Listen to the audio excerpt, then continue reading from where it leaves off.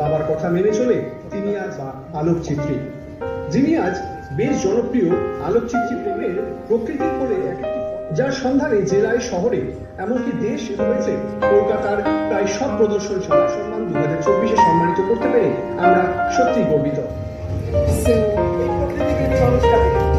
যার অবদান সত্যি অনস্বীকার্য আমাদের এই সমাজে, আমাদের এই প্রকৃতি। অসংখ্য ধন্যবাদ আপনাদের সবাইকে।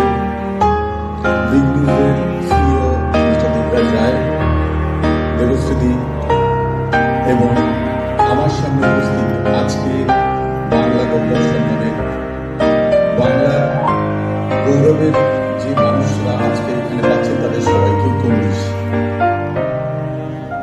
আজকে বিগ নিউজ আমাদের মতো কিছু মানুষকে একত্রিত করেছে, আপনাদের সামনে এনেছে এই বার্তা দিতে যে বিগ নিউজ আমাদের সমাজের আয়না। সেই আয়নাতে আমাদের মতো মানুষরা আপনাদের সঙ্গে একসাথে সমাজকে এগিয়ে নিয়ে যাওয়ার জন্য অঙ্গীকারবদ্ধ। দেবশ্রীর মতো মানুষকে সামনে এনেছেন, ওনার যে বিরাট কর্মযোগ্য অভিনয় জগৎ ছাড়া সেটার বলার অপেক্ষা রাখে না। তো বিগ নিউজের এটাই হলো একটা বিরাট মাহাত্ম্য যে বিগ নিউজ ভেতরের গল্পটাকে বাইরে আপনাদের সামনে বের করে আনে, তবেই আমরা সবাই জানতে পারবো যে সমাজ কিভাবে চলছে, সমাজকে কিভাবে এগিয়ে যাওয়া হচ্ছে। তো আজকে এই সম্মানে আমাকে সম্মানিত করেছেন বিগ নিউজ, আমি অত্যন্ত আনন্দিত এবং দায়িত্ব তো বেড়ে গেল। চেষ্টা করবো আমার সরকারি কর্মকার্যের বাইরে যে কাজের জন্য আজকে আমি এখানে এসেছি, সেই কাজ যদি আপনাদের কোনো কাজে লাগে, সমাজকে সুন্দর করতে, সমাজকে এগিয়ে নিয়ে যেতে আমি আপনাদের পাশে সবসময় আছি। বঙ্গগৌরব সম্মান অনুষ্ঠিত হতে চলেছে, আর আপনি আজকে সেই সম্মানের একজন অ্যাওয়ার্ড, তো সেক্ষেত্রে আপনার কি অনুভূতি? অনুভূতি পুরস্কার পেতে ভালো লাগে, এটা তো নতুন কিছু না। এটা হট করে আমার কাছে পরশুদিন মেল পাঠিয়েছে, বোধহয় বৃহস্পতিবার। আমি জিজ্ঞেস করলাম, আমি অতটা খোঁজও নিইনি, কিন্তু ওরা আমাকে একটা বড় সিভি পাঠিয়েছে, যেটা আমার যত কাজ ছিল সেগুলো নিয়ে ওরা দেখিয়েছে। তো সেটা দেখে ভাবলাম যে যখন এনারা জানেন, কদরটা জানেন, তখন আমি হ্যাক করেছি এবং আজকে টাইমটা আমি বের করেছি। তো বিগ নিউজ বলে যে চ্যানেল আছে, সেই চ্যানেলের বোধহয় এটা প্রোগ্রাম। তো আমার তো বিকে নিউজের ওপেনিং এর থেকে এটা মনে হলো যে ভালো ভালো নিউজরা আছে, আমাদেরকে সঙ্গে নিয়ে যেগুলো করছে সেটা আমাদের ভালো লাগছে, কিন্তু এর একটা পজিটিভ বার্তা সমাজের কাছে থাকা উচিত। অ্যাওয়ার্ড নেওয়া, অ্যাওয়ার্ড দিলেই তো হয় না, দায়িত্বের জায়গাগুলো বেড়ে যায়, সেগুলো নিয়ে কাজটা হচ্ছে কোথায়। আমি প্রতিবারই বলি যে কাজটা তো হতে হবে। তো গতকাল একটা মিটিং আমি করেছি, আমাদের সাউথ ক্যালকাটা একটা বড় করে শিল্পীদের নিয়ে একটা এক্সিবিশন প্লাস একটা অডিটোরিয়াম পার্মানেন্টলি রাখার জন্য, সেটা অঙ্কুরে আছে, দেখা যাক যদি এগোতে পারে। তো আজকে আপনার বাবার জন্মদিনের দিন আমি খবরটা জেনেছি। হ্যাঁ, বিশেষ সূত্রে আমি জানলাম, সেই ব্যাপারে আপনি কি বলবেন? বাবার জন্মদিনটা, আমি তো আমার বাড়ি, পৈতৃক বাড়ি তো দমদম ক্যান্টনমেন্ট। এবার সেখানে প্রতি বছরই সবাইকে নিয়ে জন্মদিনটা পালন করি। বাবার তো অনেকটা বয়স হয়েছে, 90-এর কোঠায়। এবার আমার সঙ্গে বেরোয়, বছরে একবার দুবার বেরোয়, কিন্তু এবছর বাচ্চাদের স্কুলের বিভিন্ন কারণে আমাকে রাজারহাটে শিফট করতে হয়েছে। এবার ওদেরকে নিয়ে যেতে পারিনি, কিন্তু অফিস ফেরত গিয়ে যখন পৌঁছালাম, তারপরে যখন ছোট্ট করে বাবার সঙ্গে অনেকক্ষণ কথা বলে যখন বেরোচ্ছি, মেলটা তখনই আসে।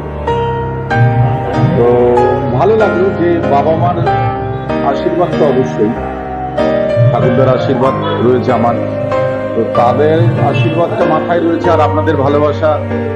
যারা শিল্প বোঝে, যারা শিল্পী মানুষ বা শিল্প মনস্ক মানুষ, তাদের ভালোবাসা না থাকলে তো এই অ্যাওয়ার্ড বা এই একসঙ্গে জমায়েতের কোনো মানে হয় না। এগুলোই আর কি প্রাপ্য। দায়িত্ব বেড়ে গেল থেকেও আমার প্রতি মুহূর্তে মনে হচ্ছে অ্যাওয়ার্ড পাচ্ছি সবই ঠিক আছে, কিন্তু এই অ্যাওয়ার্ডগুলো পাচ্ছি কিন্তু কাজটা কি করছি, কাজটা কিছুই করছি না এখন মতো। মানে আমি আমার কাজ করছি কিছু কিছু, আমার যেমন সামনে এবছরের শীতে অনেকগুলো এক্সিবিশন আসবে, অনেক রকমের আসবে, ভ্যারাইটি রকম। এবার মিউজিককে নিয়ে এক্সিবিশন হবে, সেটা অলরেডি মানে কাজ শুরু হয়ে গেছে, কিন্তু সেটা তো একক ক্ষেত্রে। বৃহত্তর ভাবে করতে গেলে সবাইকে নিয়ে করতে হবে। সেই জায়গাটার আমি একটা ভেতর থেকে তাগিদ অনুভব করছি যে সমাজের সব রকমের ধরনের শিল্পীরা যদি একসঙ্গে একটা ফোরাম গঠন করে, সেখানে থেকে একটা জোর পাওয়া যায়। তারা বছরে একবার করে দুবার করে বিভিন্ন পশ্চিমবঙ্গ থেকে বিভিন্ন জায়গায় গিয়ে করলো, এরকম একটা জায়গা যদি গঠন করা যায় সেটা হলে ভালো হয়। সেই জায়গাটা সমাজের কাছে অনেক বেশি মানে তাদের গ্রহণযোগ্যতা হবে। এখানে ব্যক্তিগত গ্রহণযোগ্যতা ভালো, কিন্তু ভারটা বেড়ে যাচ্ছে, তাদের উপর ভারটা বেড়ে যাচ্ছে। যে ছবির শুটিং শুরু হয়েছিল বিড়লা একাডেমিতে, সেইটা কতদূর শেষ হলো?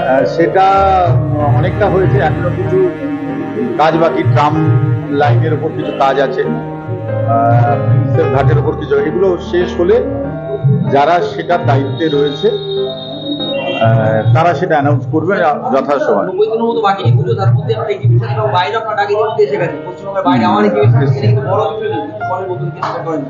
না বাইরে ডাকটা প্রায় আসে, আমি যেতে পারি না আমার কাজের জন্য, মানে সরকারি কাজের জন্য আমার পক্ষে যাওয়া হয় না। কিন্তু এবার গুরগাঁওয়ে একটা কাজ এসছে দিল্লি থেকে, তো সেখানটায় যাব সম্ভবত সেপ্টেম্বরের এন্ডে। তো সেটা ফাইনাল না হলে বলতে পারবো না।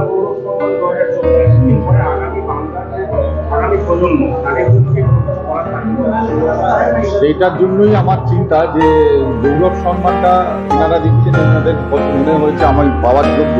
আমি জানি না সেটা আপনারা বলতে পারবেন যোগ্য কিনা। আমার তো ইচ্ছে আছে যে আগামী প্রজন্মকে তুলে না নিয়ে আসলে আমরা যখন সমাজ থেকে চলে যাব তখন মানে ধরার মতো কারা থাকবে। তো তাদেরকে এগিয়ে আনার জন্য আমি একটা চিন্তা ভাবনা শুরু করেছি, কিন্তু একার দ্বারা সম্ভব হবে না। একটা ফোরাম লাগবে, যে ফোরামে সমস্ত শিল্পীরা থাকবে, শুধু ফটো আর্টিস্ট বা ফটোগ্রাফার, নর্মাল যারা চিত্রশিল্পী তারা নয়, নাট্যশিল্পী, নৃত্যশিল্পী সবাই থাকবে। অনেকের সাথেই কথা হয়েছে, দেখা যাক।